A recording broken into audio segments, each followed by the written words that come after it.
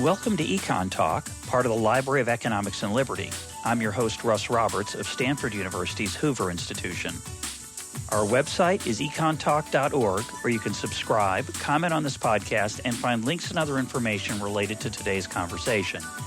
You'll also find our archives, where you can listen to every episode we've ever done going back to 2006. Our email address is mail@econtalk.org. We'd love to hear from you. Today is December 18th, 2014, and if all goes as planned, this episode will be the last one of 2014, the 453rd episode in EconTalk's history.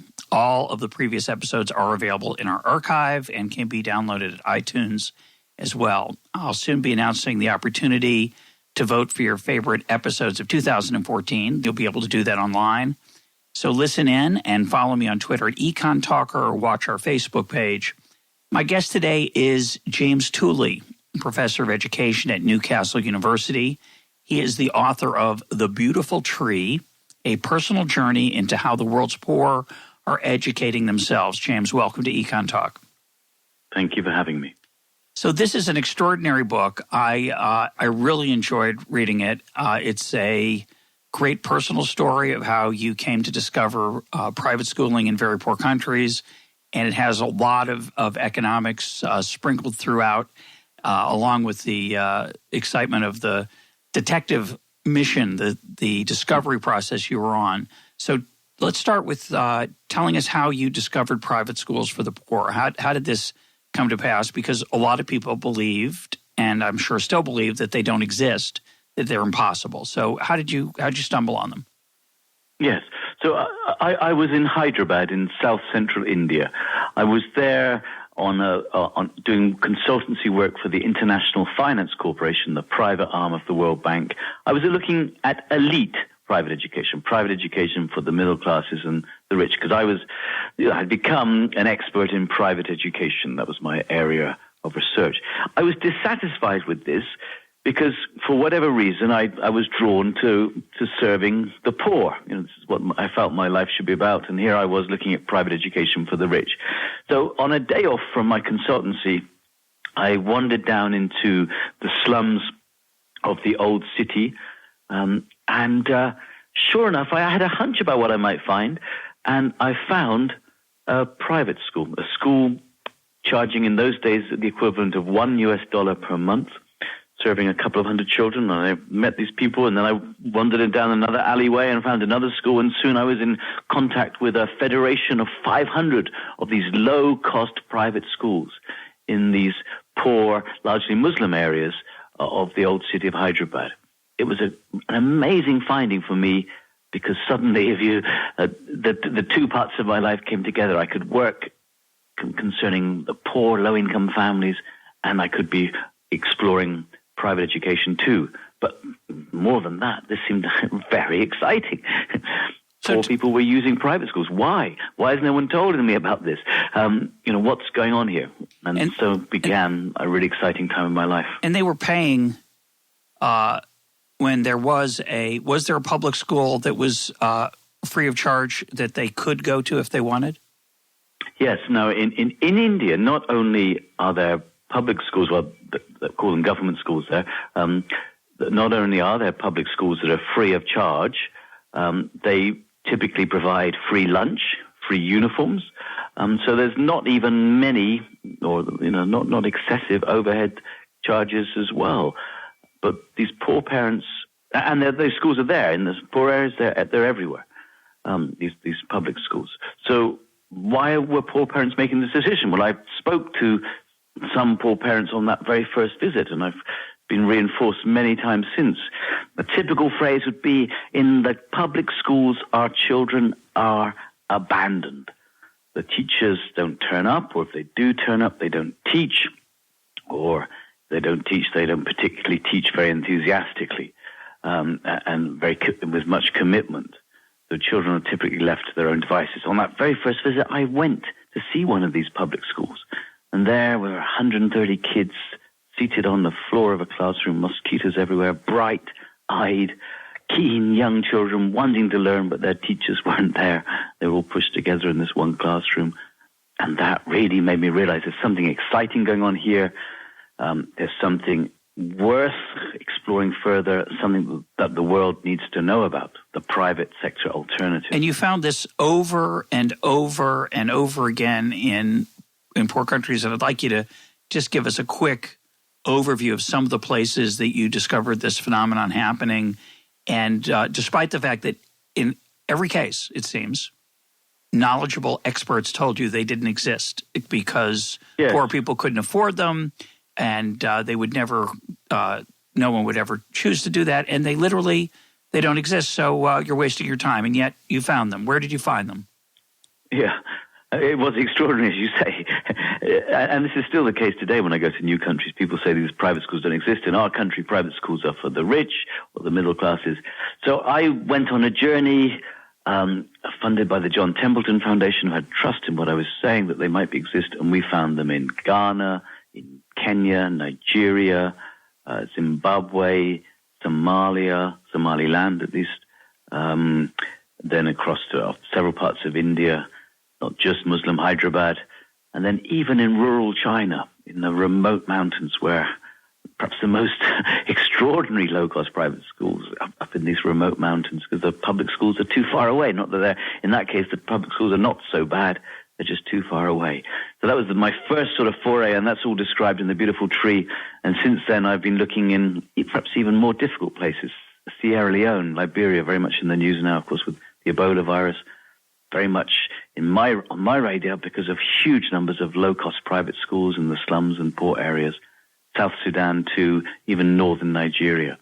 Now, of course, you can't generalize perfectly, but it seemed to me there was a fairly similar pattern in the personalities and vision of the people who are running these schools, who are they're entrepreneurs. They're making money, which is hard to imagine, but they're making money. And there's certain patterns of both the entrepreneur running the school and the teachers. What are some things they have in common across all these very disparate countries?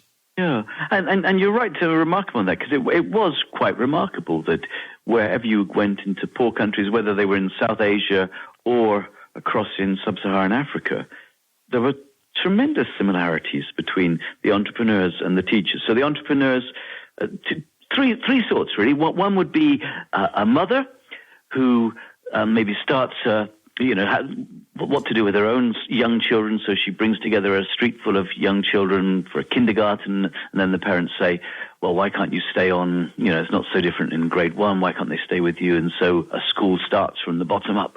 Another one might be a young man who starts what's typically called a cramming class, a sort of tutorial class to help you with your exams when you're older. And the children say, well, I learn more with you than I do at school. Why don't I come to you all the time? And so a school starts from class 10 and goes downwards. But now increasingly people are seeing the success of these private schools in their communities. So someone, perhaps a slightly more educated person within a community, but not even necessarily that, but someone who sees the potential for a school, maybe can raise an initial little bit of capital, or has a building, bit of land. An entrepreneur just seeing the success of other schools might start a school now. So these schools are there. They make some money, as you say, but not a lot. I mean, they're very small surpluses, but nonetheless, they do make a profit typically. And the teachers, this is very interesting. The teachers are from the communities themselves. Very important. There's study after study by the World Bank and other international agencies points to one of the problems in the public schools, the government schools, that teachers have social distance, they call it, from their children. They might despise the children from the poor areas. They think they're dirty, smelly, they swear a lot, They might despise them, look down upon them. But the teachers from the local communities in the private schools, they recognize the children as themselves, and they work hard to ensure that those children learn. One of the most poignant, it's a very moving book. One of the most poignant parts of it to me is when is some of the condescension from either the aid community or the officials in the country who either don't believe that the schools exist, or if they do exist, they think they're horrible. And one of the reasons they're horrible is because the typical school, and I'm going to ask you to describe it, the typical school, say, for example, doesn't have a toilet. And the kids say, well, our houses don't have toilets. That's no big deal. and to them, from the world they're in, this is normal. For the bureaucrat who's never stepped into their neighborhood, and you describe, unfortunately, how challenging it is physically to step into those neighborhoods because there's raw sewage in the street. It's a very depressing, sad way of life for us who have so much more. But for the kids who are there, that's what they're used to, and they don't expect their school to be luxurious. The fact that it has problems physically is not a big issue, and yet over and over again in your book, you talk about how people dismiss these private schools because physically they're not very attractive, and they ignore the intellectual, psychological things, the learning that's going on. It's incredibly sad. Yeah, I mean, and you've described the slums and these poor communities. I mean, some of the villages can be very attractive in some ways, but the slums are vibrant places. So that, you don't get depressed necessarily going into them, but they are very poor, and as you say, raw sewage is the least of your worries as you step into these areas. And then you see where people live, and the houses are pretty inadequate, the homes, the shacks, and so on. And the schools are typically slightly better than where the homes are, and of course it's desirable if a school is even better. But what I've been taught to realize by these experiences in these poor areas is that it's better. You've got to look at what's possible within these areas, and you can be incrementally better than any alternative, and that's good. That's something to be valued. Whereas outsiders say, "Oh, these poor private schools, the buildings aren't good enough. They're not beautiful. We've got to say they're not good enough, and we'll invest in expensive public schools. But we can only afford one or two. We can only afford a few. They've got to be outside the slums, and they've got to have properly trained and paid teachers.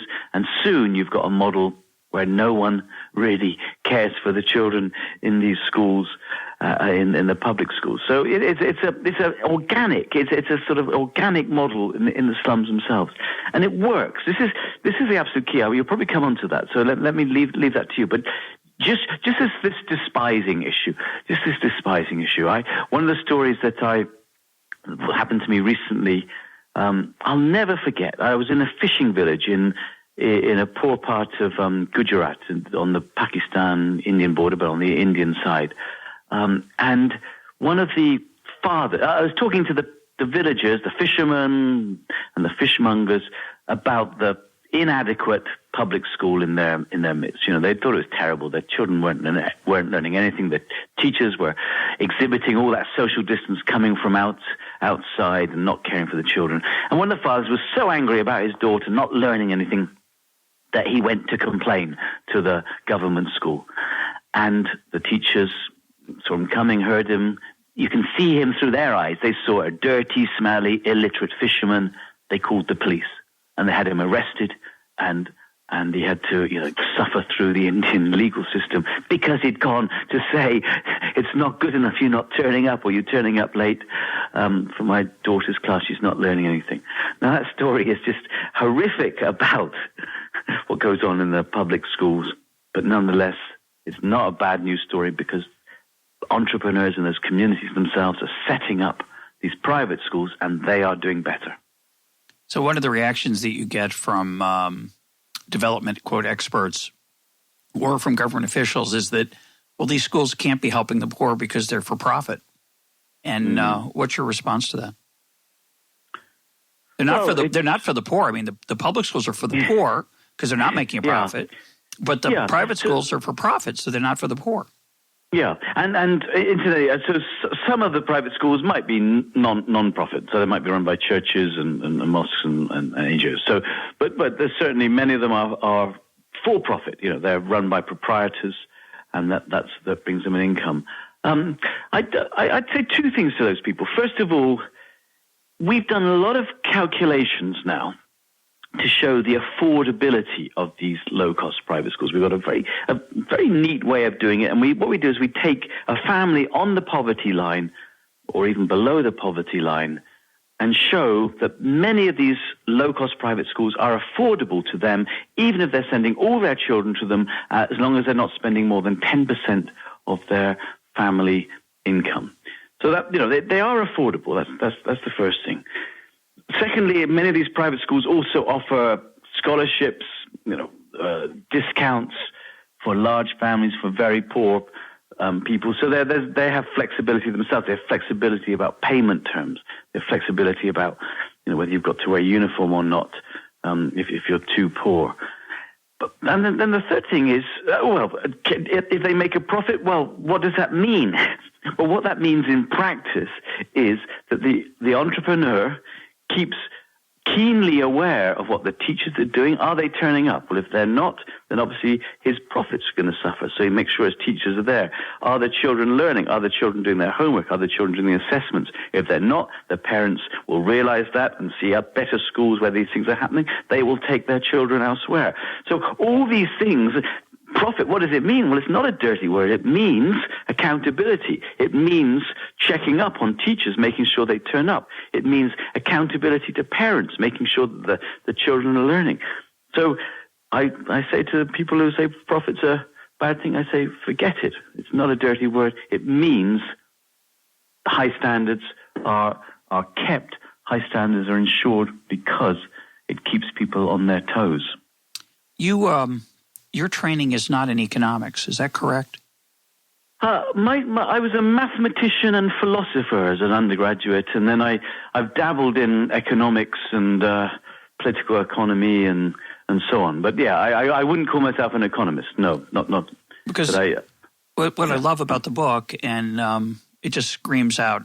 It's not, you don't write about this explicitly, but it screams from the pages, which is that the parents of these kids know a lot more economics than the bureaucrats and the economists who are supposedly trying to help them, because they constantly say, well, of course I'll go to the private school because they make sure the teachers show up, because if they don't, I'm not going to send my kid there. It's kind of straightforward, and yet it doesn't seem to carry much weight with the people who, quote, supposedly know more. One of the saddest, most powerful chapters of the book is called Poor Ignoramuses, where you talk about the attitudes of some of the bureaucrats and experts toward these parents who are desperately eager, as all parents are, to see their kids thrive, and are finding a way to make that happen, and yet the outside world can't seem to imagine it. Yes. I mean, the Poor Ignoramuses chapter, as you say, so I focus in on some officials, particularly in Lagos, Nigeria, who had never been to these slums before. This is the first thing. They were very blasé about it. They pretended they knew them, but they'd never been there. So, even to the schools on the outskirts. We went to the public schools on the outskirts, and we asked about the children from the slums, and it was just so patronizing, the response from these officials. You're really lacking in any concern that these children might have a desire to learn. Their parents might be desiring to learn, and totally dismissive. And yet inside the slums, there are the private schools. There's eagerness to learn. There's tremendous things going on. So. It is, as you say, there are. But you were talking about parents. Yes, parents understanding economics. I think I even mentioned that in one place. With the parents and entrepreneurs having a more understanding of economics than others. I mean, I think I could safely say that I learnt a lot of my understanding about the virtues of markets. Competition, incentives. I learned a lot of this stuff. Not through reading Hayek or Milton Friedman, but from talking to parents and entrepreneurs about what they were doing, and they were saying stuff that spelt out all these virtues of competition, how the market worked, how the market dealt with problems of sloppy teachers, the occasional bad apple entrepreneur. All this stuff I learned by talking to the people in these poor communities themselves. So it's been an extraordinary learning experience. So The thing that jumps out from your description and the way the parents talk are what I often think of as the essence of the profit and loss motive system, which is feedback loops. You've got these built-in regulators that are not coming from the top down but from the bottom up, that if people do a bad job, they stop sending their kids to that school. And the key to that, of course, is that this is, I think, as you point out over and over again, it's hard to believe, but there's a lot of choice for these parents. There's a lot of schools. That's number one. Number two, bad teachers get fired in these schools, these private schools. And in the public schools, they never get fired. They don't show up. They show up drunk. They show up drunk and they don't teach. They show up drunk. They read the newspaper. They show up drunk and they fall asleep. Doesn't matter. They never – it seemed like they don't – is it literally impossible to fire them? And yet in the private schools, they're fired. Yeah, no, that's a really, really key difference. And, it's not saying that entrepreneurs also won't understand a particular situation of a teacher and won't sort of understand, yes, okay, well, you were late or you didn't turn up yesterday, but that was a particular reason and we'll forgive you. And, so it's not an instant hard, it's not so hard that it's painful in that way. But no, if a teacher has no reason or is consistently late or doesn't turn up in a private school, they're out. And it's absolutely crystal clear. Everyone understands that. I had an interview, again, this was in Ghana in a fishing village. We followed a father, his name was Joseph, out in the fishing boats into the amazing waters, the Atlantic there, getting up at 3 a.m, going out in the boats. But he said it absolutely, spelled it out absolutely clearly. He understood with his own fishing boat, he had a fishing boat of his own, that if one of his colleagues didn't turn up, he would be fired. Absolutely. And he saw the same thing in the private schools. Why did he send his daughter to the private school? Because if the teacher didn't turn up, they would be fired. Whereas in the public schools, the teachers are so heavily unionized, they don't... it is almost impossible to fire a teacher there. At best, you might be able to move a teacher somewhere else to make it him or her someone else's problem. I've spoken to a lot of, public school head teachers, principals, and, some people read my book and think I'm condemning public school teachers, head teachers. No, I'm not condemning them individually. I'm condemning the system. You met some really good souls in these public schools who say, only 3 of my teachers come to school regularly out of 9 or 10. I can't do anything about it. I didn't have any role in selecting these teachers. I can't do anything about getting rid of them. And I just have to accept what I'm given. Of course, he or she becomes disheartened and sort of acquiesces in that problem. It's a very interesting idea, isn't it? Why it raises the question: why on earth is something as important as education? Why do we think it should have anything to do with the unionized public sector at all? Well, we'll come back and talk about that in some of the general lessons in a minute. But to give the critics their due, one of the things they point out, the critics of the private school alternatives, one of the things they point out is that the teachers in these schools are often poorly educated themselves. They're not certified in any way, whereas in the government schools, they're more likely to be certified. They're more likely to have college degrees and so on. And, of course, you can argue about that all day long. You actually tried to find out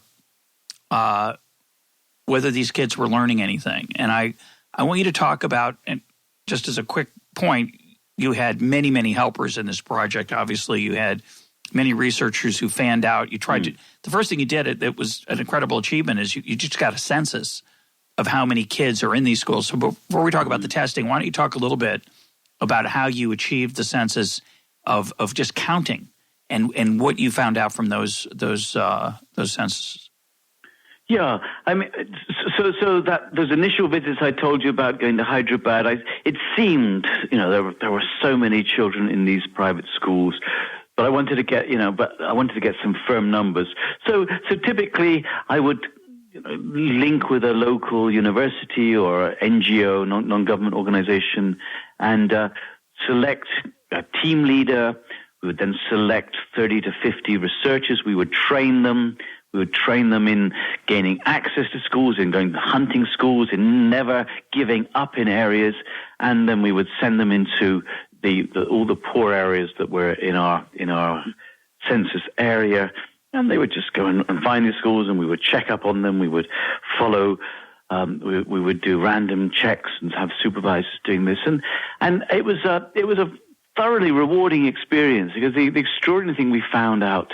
Well, first of all, we found out how easy it is for some people, some of the researchers, just to have that mentality. These schools can't really exist, so I'm not going to look too hard, Anyway, well, as soon as we got over that problem and sent people back and saying, no, we know there's a school in that community, you go and find it, they'd go and the headline figure was, it's always the majority of school children, when we were doing these school surveys, the majority of school children were in these low-cost private schools. And that majority could be anything from 65% to 75%. So very significant numbers. This was in the urban areas.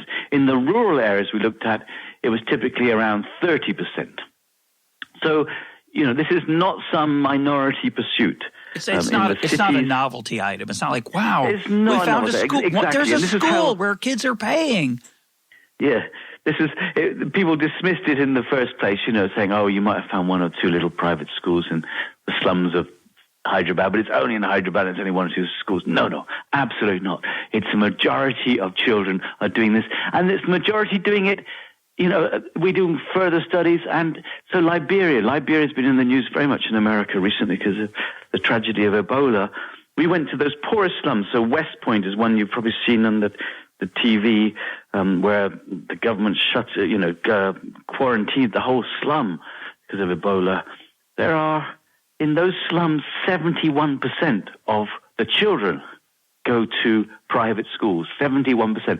Only 8% of them are going to government schools, and 21% are out of school. So it's an extraordinary success story in terms of numbers. And clearly poor parents are voting with their feet and expressing that preference for private education.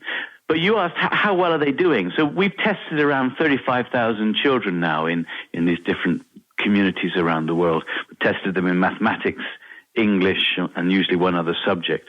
And then we've controlled, scientifically, we've controlled for all the relevant background variables: family background, socioeconomic, wealth, education of the mother, proxy measures for wealth, like do they own a TV or a radio or so on and so forth, all these things.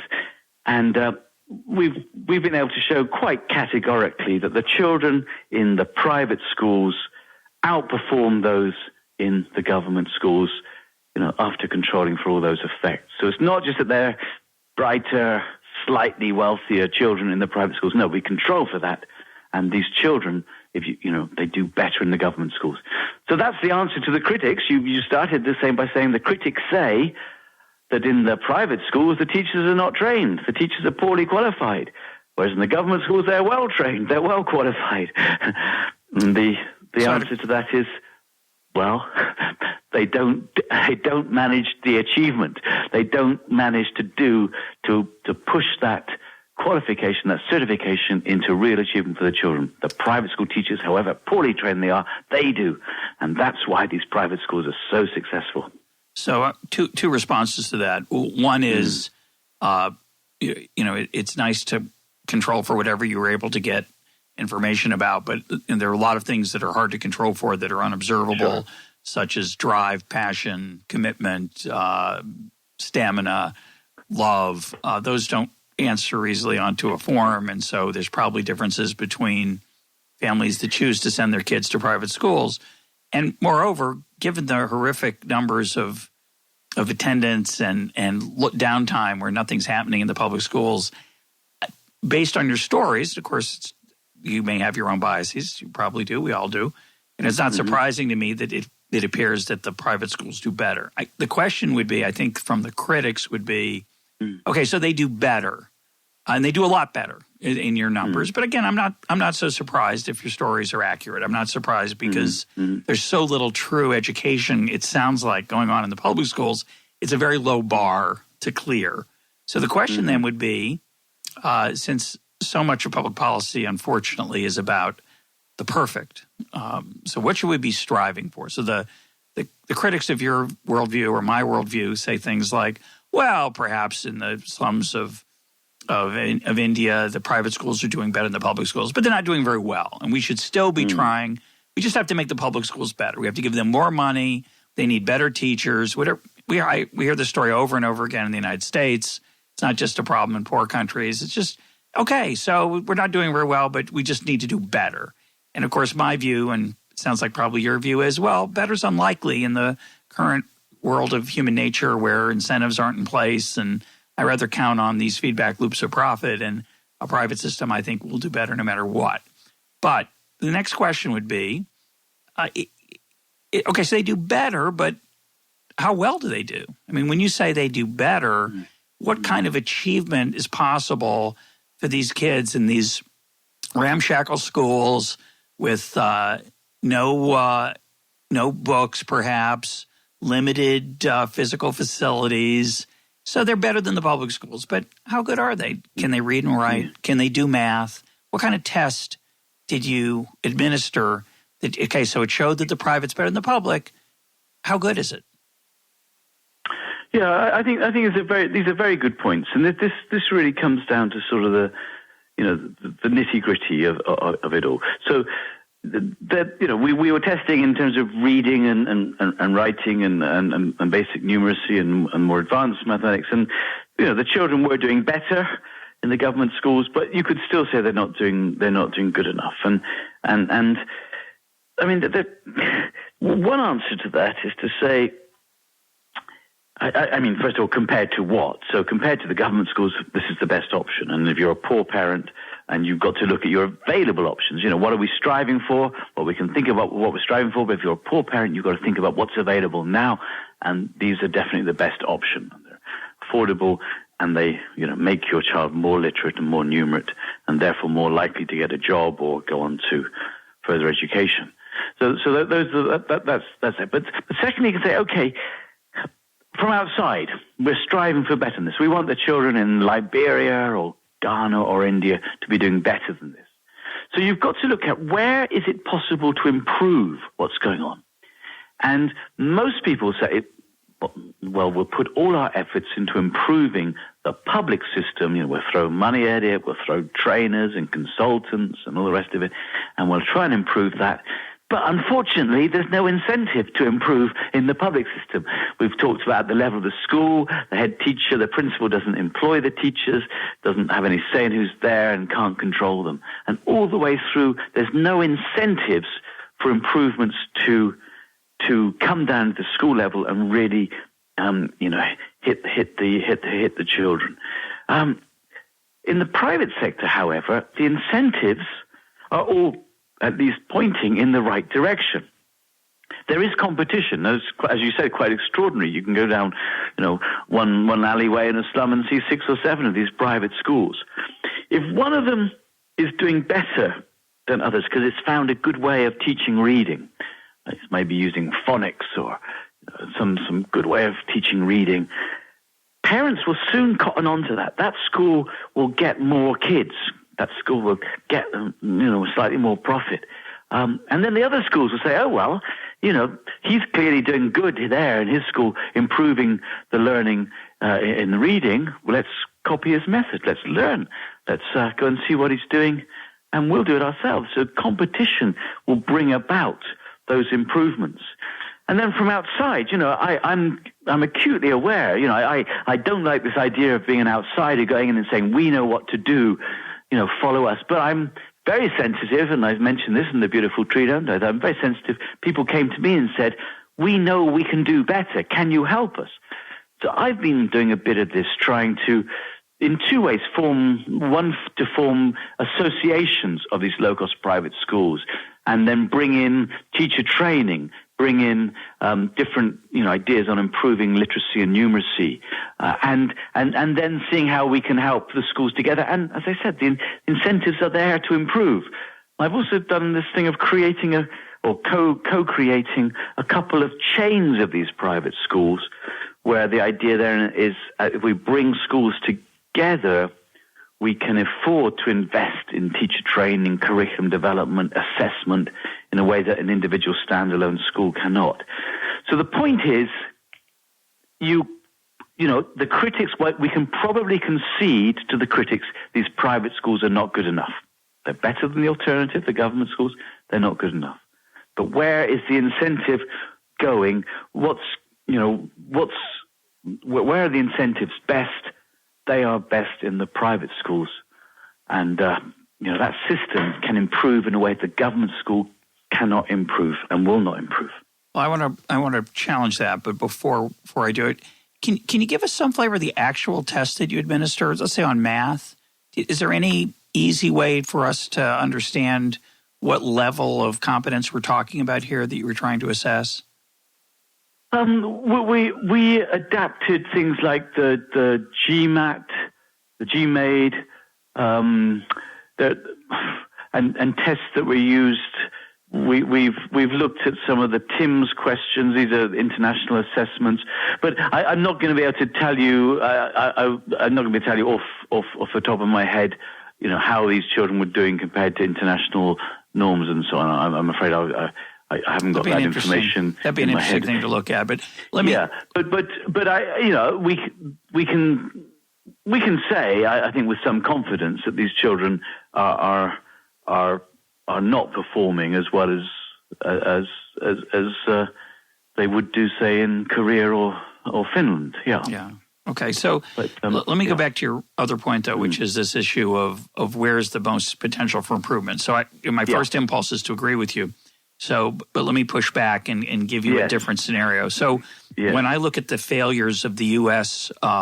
Public school system, one of the things that jumps out at me, and the parallel in the United States, it's not as prominent as it used to be, but the parallel in the United States would be that in American cities for decades, there were Catholic schools that catered to poor children. And when the Catholics left the city, the schools stayed. And they continued to educate typically non-Catholic children who could afford very little in tuition, but they paid. And one of the things I went and interviewed a long time ago, the head of the Catholic school system, this is not an EconTalk interview, but a different kind, the head of the Catholic school system in St. Louis. And one of the things she said was, most of our children are on scholarship, but everybody pays something because we think it's really important that the parents have skin in the game.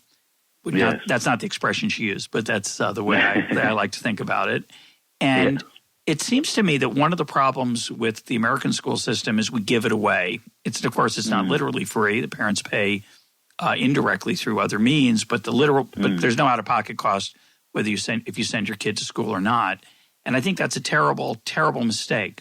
So one of the challenges of bringing more resources to bear to these private schools is you might ruin those feedback loops once your organization or a different NGO is open to the possibility that you can help these schools. Suddenly the focus turns away from the students, unfortunately, and towards you.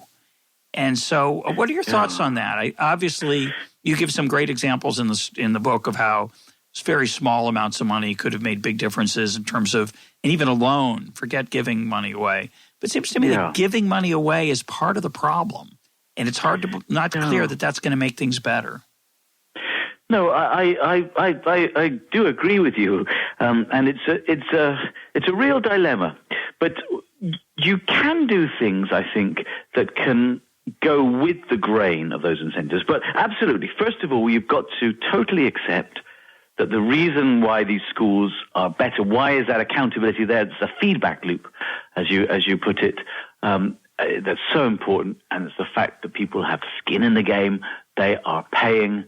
That's why they keep an eye on standards. And if you break that link, that's very dangerous. So I know sometimes people are, and there's some projects I know in developing countries now where outside agencies, with lots of money, create voucher programs, but they don't even give the parents the vouchers. They bring the money straight. They count the children and give the money straight to the school. That link is broken. My guess is very quickly, well, it might take some time, but very quickly those schools will deteriorate because they've broken that link.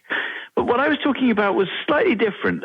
It was saying we want to improve quality, And let's see how we can help improve quality. Well, one way is to help the schools form associations which the schools will pay to join, but we might be able to subsidize that and then help them develop different forms of curriculum, assessment, teacher training, and so on, which can improve quality. But everyone's still paying, but we're subsidizing it from outside a little bit. Now, there's dangers in that, but they're not as pronounced as just breaking the link altogether. So there's still dangers, but I think there's a way of us bringing some of the expertise and understanding from outside and resources without breaking that link. Now, giving loans is the absolute easiest way of doing that.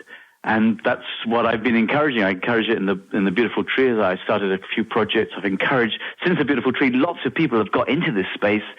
And so in India, there's the Indian School Finance Company being created.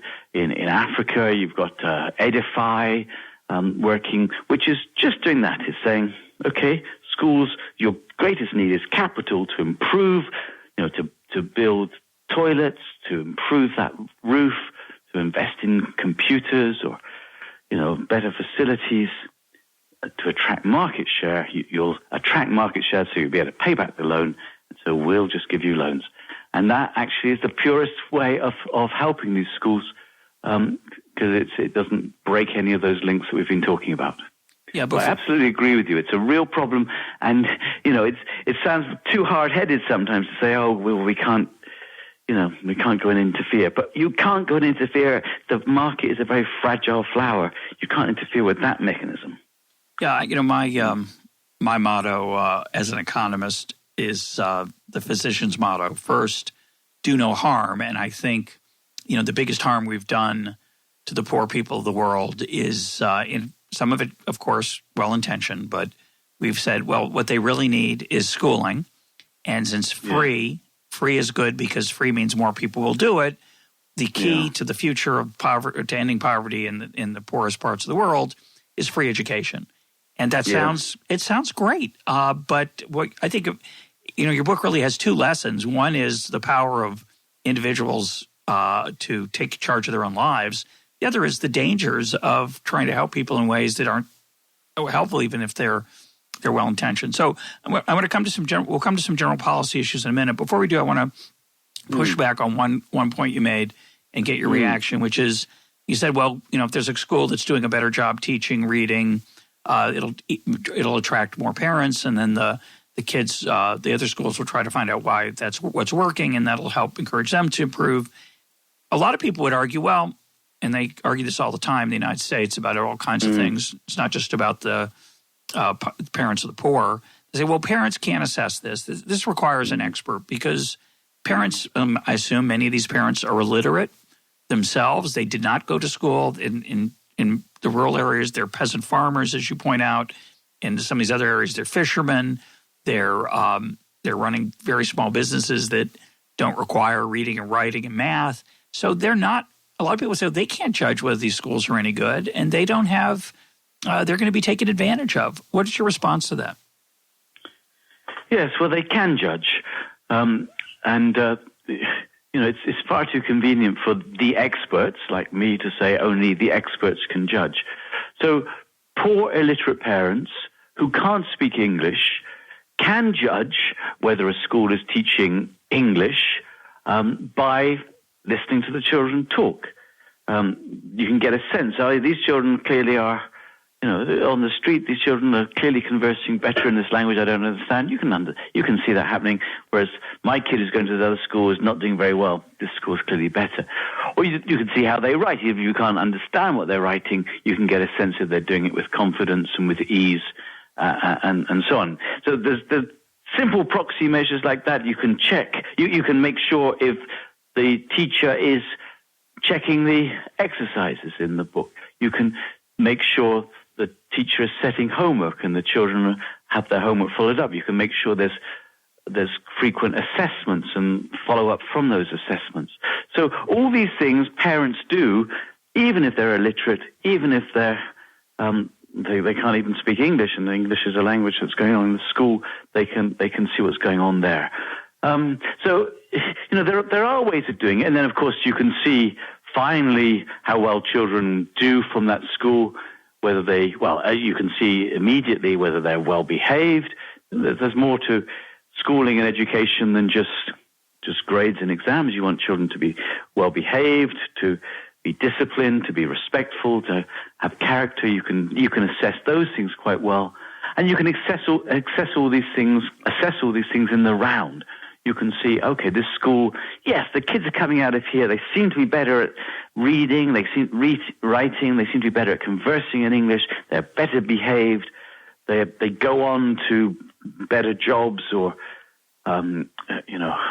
higher education more frequently. You can assess all these things informally. And the community can assess. It's not just one person has to assess. The community builds up knowledge. This is the beauty of, sure. And parents have told me this. It's not just I have to know this. I've got my aunt, my sister, my brother, my uncle. They all send their children to different schools. There's a community knowledge here about which schools are better. But finally, you can say if the critics are right, and parents can't assess, then that's another way in which outsiders or entrepreneurs can help. You can create rating systems for these schools. You can create ways of showing which schools are objectively better. And that's something that entrepreneurs actually are doing now in these communities themselves, in these countries themselves. In India, there are several rating systems, including for low-cost private schools, which can publicize how well schools are doing. So the information problem, it's there, but there are informal ways around it, and there can be formal ways too. So it's not a big, and it's quite insulting, I think, to poor parents, and it overemphasizes that primary elementary education is not rocket science. Well, I think the biggest, again, I think the bar is so low in the public schools that they know when their kids don't learn anything. They know that when their kids tell them that they're sitting with 100 kids on the floor, that's probably not a good system in the public school. And as you point out, the class sizes are dramatically smaller, and the teachers are more likely to be there. So there's some pretty blunt measures of quality that you can get at. Yeah, they are blunt measures. And what I'm saying is, you can be even more sophisticated than that with these informal methods. You can do all the things I've just described. So, they are blunt, but what's the alternative? You've always got to look for what the real alternative is. Right. And the alternative is what? Is a government system that is not receptive at all to improvement. But that's another way, I'm talking about ratings and sort of different formal methods of seeing which schools are better. That's another thing that the federations can also do. So, there are ways of intervening to help these schools improve without impacting the important link, the feedback loops between parents and schools.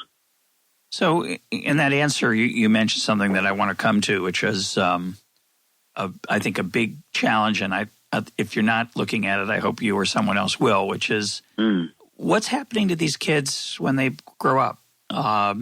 This phenomenon of private schooling is old enough now. I don't know how old you can talk about how when some of these schools started, some of them are old enough that they have graduates. And of course, what we really care about isn't schooling per se. Oh, that's nice. I like education. What we really care about is what happens to these children with these skills that they acquire in these private schools relative to the public school alternative. Are they able to use them at all? And of course, one of the challenges in these economies is that sometimes it doesn't matter whether you have education or not. There just aren't any interesting or any kind of opportunities to apply yourself. So I'm wondering how much mobility there is. I don't care so much about money per se, although money is important. But how much mobility is there for these kids who are, say, the children of a subsistence farmer or a subsistence fisherman? Do they just stay in their village? Do they just stay in that slum and become an educated person doing these things, or are they able to use those skills in ways that make their lives more meaningful? Yeah. So here we have done we've started some longitudinal studies, but we haven't got any results yet. So this is what they call longitudinal studies, don't we? When we follow children over time. So we haven't got any data. So I'll just have to give you some, impressions here. But just on the study side of it, it's quite hard tracking children, particularly when you're trying to compare children. Actually, again, it's not just us who are finding this. The private schools are better at keeping track of where their children go after school. The government schools are hopeless. They don't see it as their responsibility, and that's other research has shown that. So it's hard to do. But the impression is, well, and there's a logical argument. If you are better at mathematics and English and numeracy and literacy, and many jobs require these basics and other basic cognitive skills, then you're likely to be able to do better in work and in further education. So there's a logical argument which says these schools are likely to do better. And then anecdotally, we do see many. There's a lot of mobility out of these slums and poor areas now, and because of that statistic, I've told you that 70% of school children, of children in these slums are going to private schools. A lot of that mobility is going to be because of those private schools. So, but these are all impressions. We don't know the answer to this. And you're absolutely right. This is some research that has to be done. It's important research. It takes time. But it would be a very, very important piece of evidence to show where these children are going on to. In a lot of these... But you're right about the countries themselves, So India is different. India is now a middle-income country overall. There's many poor people within it. So there are opportunities there. There are industries. There are service industries in particular, the software, the call centers and so on. And recruiting children, the retail industry, recruiting children from the sort of backgrounds we're talking about. If you go to somewhere like Sierra Leone or Liberia, well, it's much harder there to see, the sort of jobs that are desirable. And, it might be, the skills, some of the skills that are typically there in schools might not be the most useful for that environment. Yeah, that's the hard part. So in some of the work that we're doing in Sierra Leone, for instance, we're developing some sort of entrepreneurship program to help children within the schools be able to run their small businesses better or create more opportunities that way. So, and that sort of thing, other schools are interested in following. But yeah, nothing I've said, I'm very upbeat in the beautiful tree, and I'm very upbeat generally about what I know out here. But no one's saying it's perfect. Yeah. No one's saying it can't be dramatically improved and be made much better, and be made much more appropriate to the market conditions of work, and so on. But again, I come back to the thing, it can be improved because the market incentives are there to allow those improvements to filter through. If a school is clearly much more successful at getting children into employment or even into self-employment than another one, that will filter through into the market signals, and competition will ensure that school does better, and therefore the other schools fight to catch up with it.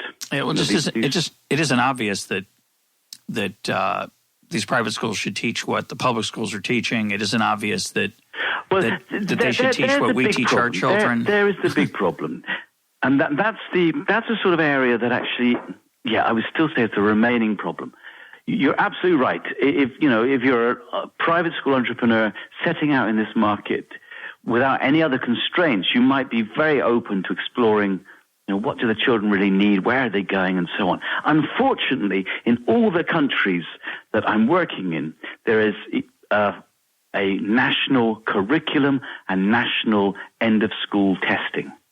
Either in the nation or in India, certain statewide testing, and that unfortunately is the schools have to follow that, and the parents, because it's the only show in town, the parents want you to get that national certificate. So the schools are constrained by that. Now, because they're private schools, you find them being innovative around the edges. So, for example, typically a national curriculum you don't really have to teach in the early years of elementary school. Probably you can leave it until grades 5 or 6. And the private schools concentrate heavily in the early years on mathematics and English, or mathematics and language. Those are the two subjects that they concentrate heavily on, and they tend to avoid doing the 6, 7, 8, 9 subjects that the national curriculum says until later on. But nonetheless, in the end, they have to follow it. Oh, this is an ambition of mine to try and break that stranglehold by exploring with schools in different countries whether we can create our own curriculum and assessment system for the low-cost private schools, which will satisfy parents in the market and allow us to break away from the national curricula. Yeah, I mean, that's an ambition I've got remaining. Yeah, it's a big challenge, obviously, in development. Is the country poor because the people have low skills? And the answer is, of course, that's part of the problem. But is it obvious that giving different skills to those people, which is what we're talking about, is going to make them less poor if the fundamental governance and incentives of the overall economy are so messed up and so corrupt that there's no room for those people to apply those skills? And we don't really understand in economics those interactions. I wish we did. Let me ask a slightly uncomfortable question, which is the following. So I love your book, but of course I would. I'm a free market guy, and I love competition, and I love feedback loops, and I romanticize them in my own peculiar way. And your book is a delightful and inspiring example of how market forces exist even when you might not think that they would, and that they do a pretty good job. And yet people push back against that interpretation, and they say, well, and I'm sure some of my listeners are, they say, well, you're prejudiced. You have a bias in favor of free markets. This is really not the way to make the world a better place. The real way to make the world a better place is to create the best kind of schools, not relying on the financial well-being of the parents. What we have to do is get massive amounts of money devoted to making these public schools better. And we talked about this earlier, but I'm revisiting it. So, and this theme runs through your book, that there are these people who not just don't agree with what you found, they hate it. They find it offensive. They think you're dangerous. So my preference for the United States, and it sounds like it's probably your preference for Nigeria and Liberia and elsewhere, is just get the government out of this business. I understand there's some theoretical arguments for public schooling, but in practice it works very, very poorly, except it works pretty well, by the way, in American rich neighborhoods. Rich neighborhoods have good public schools in America, but who cares? They're going to get good schooling anyway. And it doesn't excite me at all. I want good schooling for all people, and it seems to me the way to get there is to get government out of it. So people would say, well, you're biased. What I want to raise is and of course I am. But that may not be. It still doesn't mean it's wrong. So, but I want to raise an unattractive possibility for your critics. And you encounter them much more than I do. You meet them at conferences. You meet them in government offices of the Department of Education at such and such a state or country. Is it possible that they're biased too in a way that, of course, if our view is right, they have nothing to do. They have to step back and let this flower blossom, and they'll be unimportant. Do you have any feeling? You want to say anything about that possible influence on their thinking? I'm not suggesting there's anything malevolent about it, but I think there is a natural bias that economists have toward some economists have toward top-down solutions because they get to run it and change it. Yeah. No, I think that there's a lot in this. As you say, economists, policymakers, those in the ministries of education around the world, the departments of education. If what I'm saying, but more importantly, what the parents are saying, what poor parents are saying is right, then they're out of a job, and that's bound to affect the way you think about the world, isn't it? You know that. But as you say, I don't think we have to bring bad motives here. I think people just, they're used to thinking about these top-down initiatives to improve education. It's not working in these countries. I mean, billions, trillions of dollars have been thrown at education, public education, in the countries we're talking about, and in aid. And if anything has got worse, as one indicator is the growing size, the burgeoning size of the private education market. But what I tell people, I think I even invented this phrase, that what you're seeing is in these countries is what I call it privatization by the people for the people. Privatization of education, a new Gettysburg Address, isn't it? Privatization of education by the people for the people. It's a grassroots privatization. No top-down policymaker has said, okay, let's privatize education. The top-down policymakers are still doing their normal thing. The people themselves have said, we will privatize education ourselves. We're not happy with the government schools. We want to do it ourselves. And you've got this de facto or grassroots privatization. It's a very unusual feature. It doesn't really feature in any policy textbooks as far as I know, and yet it's happening all over. One good thing that's happening, I mean, because of it, you talked about corruption and so on. If you can lessen the size of the government in any way, then you lower the opportunities for corruption. And so if you're privatizing education, then you're removing a large part of the budget, as it were, from and power from government. Already you're doing something to lower the possibility of corruption. Yeah, I have to say, the point you're making about the emergent aspect of these schools, that they weren't some policy initiative or a special program. They just emerged in response to the bad public schools. It makes me feel better about American public schools, because I don't think there are a lot of private schools for poor people in America. So maybe the government schools are not so bad. I don't think they're very good, but at least they're not so horrible. There's something in that. There is something in that. But the other thing is, there's no welfare dependency in these poor areas. If you don't get off your butt and do something, then you're dead. Starved to death. Yeah. Yeah. But let me ask my challenge a different way, and then we'll close with this because we're out of time. So you and I might agree that government needs to get out of the way in Nigeria, Liberia, and I think it would be a better world than the United States. The critic says the following. The critic would say to you and me, you guys are too tough on the public schools. Public schools are the ideal, and my evidence is Finland, or wherever it is. Finland was the poster child for public schools for a while. Now they've fallen down a little bit recently in the international test, so there'll be a different country that we have to emulate and imitate. Korea. Right, whatever. But there's a point that in Finland, or even in the United States, public school teachers, they don't show up drunk. They don't read the newspaper. Most of them. It's pretty good. I encourage everybody to watch the documentary Waiting for Superman, which has a little bit of the flavor of some of the stories, the horror stories you're telling. But basically, public schooling in these more developed countries work pretty well. And so what we need in Nigeria, what we need in India, what we need in China is we need better government and better governance. And when we get that in place, the public schools will work better. Sure, they're corrupt now. They've got a patronage problem. They can't be fired. But eventually we'll get to Finland. That's what we should be striving for, not to this competitive world of small schools struggling and some making it and some rising above. It'd be much better just to have a bunch of really good public schools. How do you respond to that?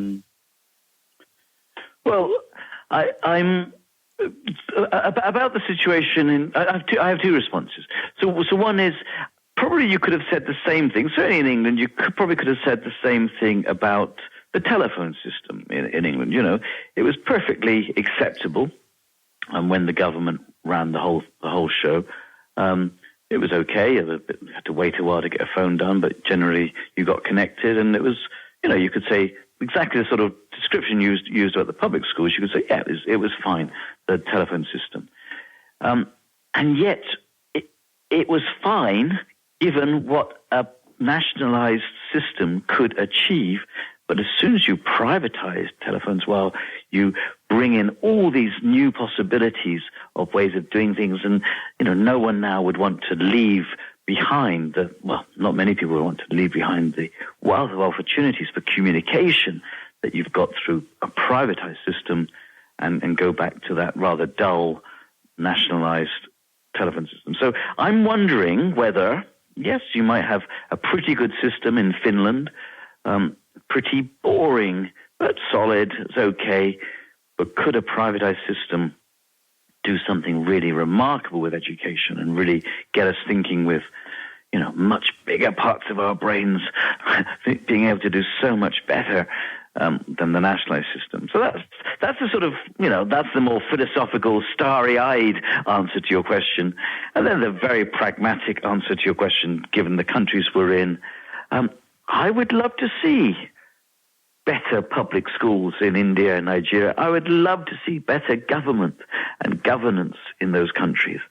And if one day people can sort that out, if Bono and Jeffrey Sachs and Bob Geldof can come in and make it better and make these public schools so much better that the private schools can't compete or to really pull up their socks to compete, I would be very, very happy if it's making education better. Is making opportunities for children better. Nothing I've said precludes the possibility of people doing that. But meanwhile, in the next 5 years, 10 years, 15 years, 20 years, I'm going where parents are going. Parents are choosing these private schools. They think they're better. They're right. That's where I want to follow. My guest today has been James Tooley. His book is The Beautiful Tree. James, thanks for being part of EconTalk. It's been great being on. Thank you.